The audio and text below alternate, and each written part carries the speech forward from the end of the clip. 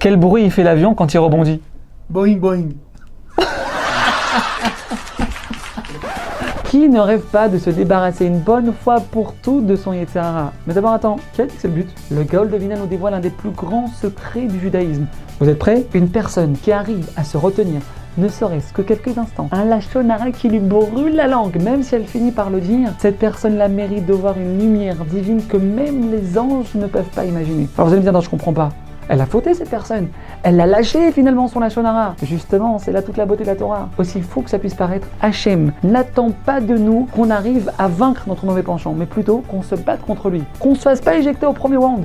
Lorsque Yaakov Avinu a réussi à battre l'ange des sables, le Yetzer Hara, l'ange lui dit, tu vas plus t'appeler Yaakov, tu vas t'appeler Israël. Pourquoi Israël? La Torah nous dit, qui Sarita? Parce que tu t'es battu. Ça veut dire, écoutez bien, que le nom Israël vient du mot combat et pas du mot victoire. Ça veut dire que si pendant quelques secondes, j'arrive à me retenir de pas regarder une fille mal habillée qui passe devant moi, pendant quelques instants, j'arrive à retenir ma colère, que pendant 2 minutes j'ai hésité, est-ce que je l'achète cette jupe un peu trop courte ou pas, et que finalement j'ai flanché, on ne doit pas se décourager, au contraire, Hachem se réjouit de chacun de nos efforts. Et d'ailleurs, il n'y a que dans le judaïsme qu'on est justement récompensé sur l'effort et pas sur le résultat.